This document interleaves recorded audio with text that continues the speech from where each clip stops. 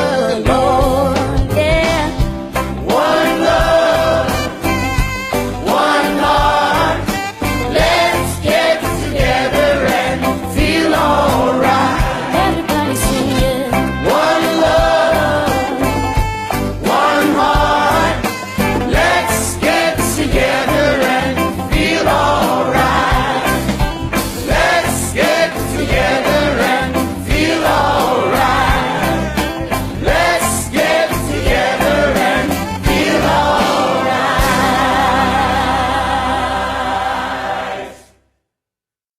My question is that you said that you had the blood of our Lord examined by the Israelis. That's correct. What was their determination of that? Real quickly, okay. Dried blood is dead blood.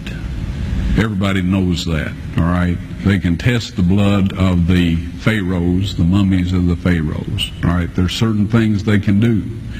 They cannot get a chromosome count by any method I'm familiar with, all right? Things keep changing. I don't profess to know everything. However, there's no way I know that you can get a chromosome count out of dead blood. You can get a DNA and some other things, but not a chromosome count, all right?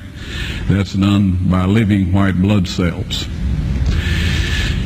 Now then, first of all, in this analysis, I took the blood into a laboratory in Israel. I asked one of the people I work with in antiquities, where is a good laboratory that does reliable work? And they said, such and such, such and such. I took it. I just said, please examine this blood and tell me what you can tell me about it. All right? They said, well, look, we're going to reconstitute it. We're going to put it in normal saline and keep it at body temperature for 72 hours with gentle swirling. All right, that's their business. That's great. I said, now I want to be there when you check it out. They said, fine. So I was back. They checked it out. I said, now, they said it's human blood. We can tell that. They did whatever tests they need to do.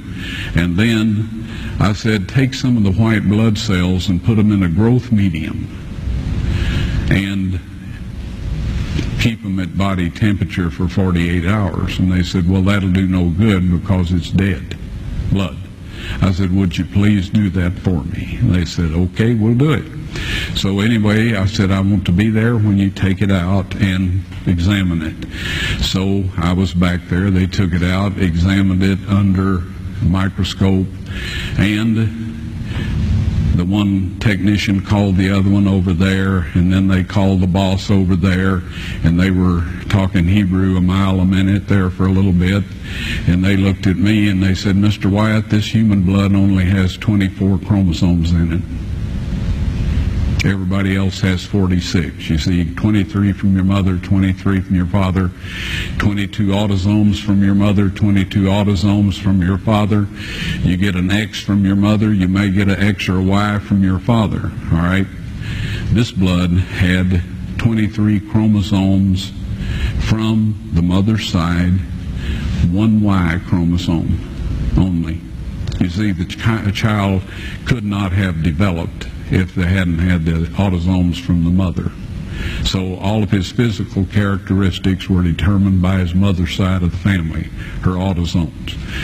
His maleness was determined by this one Y that came from the source, not a human male. Then they said, this blood is alive. And then they said, whose blood is this?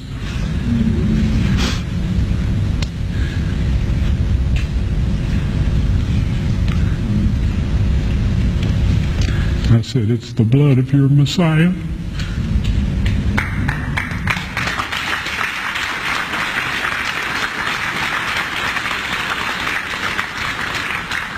And I assure you, those men's lives have changed. Okay, so now that we've got the sample on the slide, we'll go ahead and focus into the sample and see what comes up on the screen here.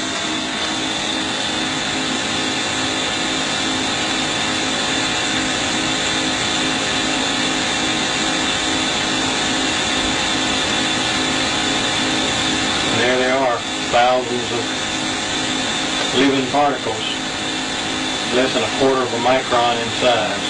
The spores are maybe a half micron, and but most of those little particles that you're looking at is 17,000 X, magnified on the screen 17,000 times.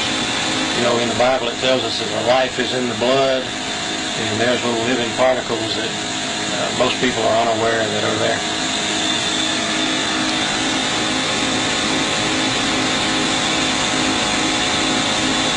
And this is the same thing we see in living blood. The scientist in Canada says that these things never die. The blood may dry up, but these things, he says, they're indestructible, and he says they are the basis of life.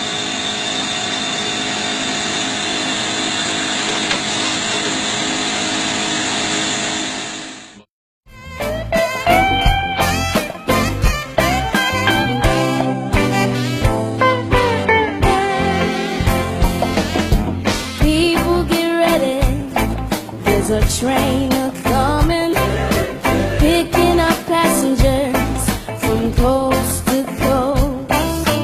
Faith is the key, open the doors